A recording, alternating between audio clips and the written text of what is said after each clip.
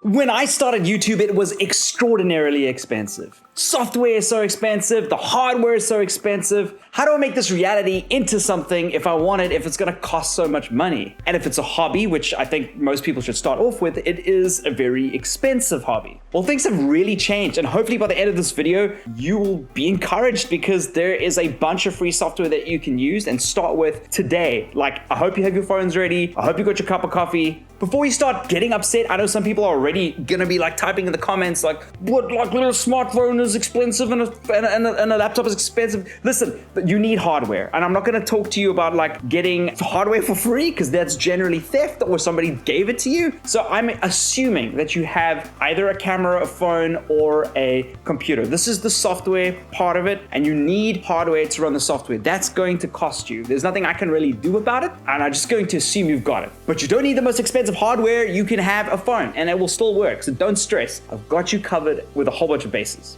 The first piece of software is called Davinci Resolve. Now, if you don't know about Davinci, I don't know if you've been hiding underneath a rock, but Davinci is studio grade editing software that people use to replace Premiere Pro or Final Cut. Premiere Pro and Final Cut are generally very expensive. Final Cut comes with like a once-off fee, and then Premiere Pro is like, it's a subscription model every single month, and that can get quite costly, especially if your channel or your TikTok or whatever is not making money. You need to have editing software. Now, Davinci Resolve is free, and it doesn't mean that it's bad. I know a lot of people that opt in to use Davinci Resolve instead of Premiere Pro or Final Cut because they love it. That is the software that they choose, and it's industry grade. Many films are edited in Davinci Resolve, and you might be asking like, where are they getting all their money? Well, they do charge if you are a film studio, but if you are an individual, a student, somebody producing work from home like we do, they don't charge you for the base platform. You can opt in to buy like a more substantial version of Davinci Resolve, but I don't recommend it. I recommend sticking with the free one and learning how to edit. And one day, in a couple of years, if your career blooms and you really want to give back and really use some of the higher tier parts of the software, you can. But there's no hindrance now financially for you to use it to start working on your YouTube channel.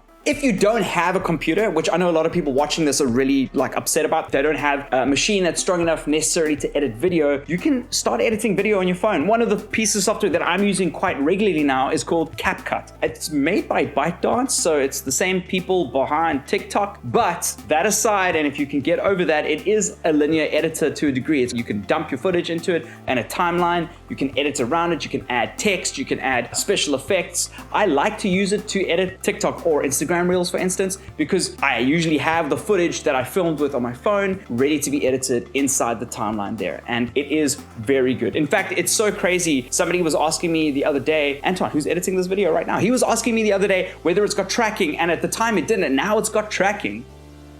Let me just open it up and like list a couple of things for you. It's got overlays, it's got facial features, it's got stickers that you can add inside your videos here. It's got green screen, and you can add backgrounds behind it whenever you want to, which is really cool. And then also you can extract audio from other clips and then add the audio to your timeline. It's powerful and it's free. What about thumbnails, Grant? Like, you have these really cool thumbnails. I hope you think my thumbnails are cool. You obviously use Photoshop. Actually, sometimes I don't. I do on occasion use Photoshop, but there are free pieces of software that can help you. The first one being Photopia. Photopia is in browser. I cannot believe this is a free piece of software, and hopefully it's free by the time this comes out. But if you go to Photopia in the browser, I'm gonna include a link in the description. It's literally Photoshop within your browser. I'm not even kidding. It's like in Chrome, and it runs basically a fully featured Photoshop. There are a couple of things missing, but they aren't a train smash. For the most part, it's all there, and it even uses Photoshop's shortcut key. So if you are familiar with Photoshop, using Photopia is actually pretty straightforward. And the way that they make money is through ads, so you'll have to contend with some ads, but Photopia's feature set is so good that I'm prepared to put up with that, to be honest. And I use multiple computers, so sometimes I have Creative Cloud on 2 or 3 of my computers, you know, my streaming rig, my notebook that I run around with, and it's kind of sucks that you can only use your Creative Cloud license on 2 machines max. So sometimes I just run Photopia because it's just easier to access. When I'm on my phone, however, I use another piece of software called Canva. There's actually two, there's Canva and there's GoDaddy Studio. GoDaddy Studio is not free, but is also extremely competent. But Canva is great because its free tier is super powerful. It's also unavailable inside your browser, on your browser, in your browser, but it's also available on your phone, which is great as well. So you're able to then take photographs on your phone, upload that photograph for your thumbnail if you want to, or if you've taken it on your Canon camera and you've just dumped that footage directly onto your phone and you want to be able to like use that photograph as a thumbnail, you can literally. Remember, your phone is a fully fledged computer. You can just upload that picture, then add some text to it, and bam, you've got it. Like, you've got a full featured thumbnail editor, which is great. There are paid tiers, of course. Again, the free tier is great. You don't really need anything extra for that. And it's not only just for thumbnails. You can use it for any social media post that you got announcing that you got the video out, or if you want a nicer looking preview photograph on Instagram Reels, because you can upload your own. Canva is a great tool to use, and I highly recommend that every content creator has got it installed. And it doesn't only use still images, you can even create little animations over still images and a whole bunch of cool creative stuff that will help you out. In fact, Amble on her live stream uses Canva for all of her motion graphics on stream, because she'll export those little animations as GIFs and she brings them into OBS. So your creativity is your only limitation here. Make sure that you download Canva. If you're a professional content creator, one of the things that is really hard to manage is your time and your responsibilities. And one of the pieces of software that I use for free is called Notion. Notion with an N. Every time I hear a YouTuber say that or something, I think they're saying motion. It's just a piece of software that I'm using in browser to help me manage my day. You're able to create different jobs, different categories, and then do pages underneath those embedded pages. You've got a private section. So if you've got a team, that's where the paid section comes in. If you've got a team of people that you want to see some stuff with or share some pages with, you can share that with your team, but you don't have to. You can still share a page with somebody that's not on your team. They just can't edit it, and that's still part of the free one. So you can have public pages. What I do is I actually list all of my jobs, my different work that I do under different categories. For instance, I do the TV work stuff on Espresso. It's a breakfast show. I plan all of my content there. I have a to-do list at the top where every single day, like, that's the first thing I do. I make a cup of coffee on a Monday every single week, and I sit down and I work on my responsibilities till the end of the week. Notion is such a great tool to do that, and it is absolutely free. There are other things like Evernote that you might know of, but those become quite expensive after a while. But having a free, something that is free to start with, that if your business does start to grow, is quite cool, and it's quite useful. Now, if you're live streaming, there is a bunch, like, actually, I think most of the products that we use for live streaming are actually free. And if you're thinking about getting into live streaming, I want you to investigate these. If you are live streaming already, you probably know this already, like if you're up and running. Firstly, you can stream directly to Twitch and YouTube from your smartphone without any motion graphics, just with the apps. Like, it's in there. If you've got an account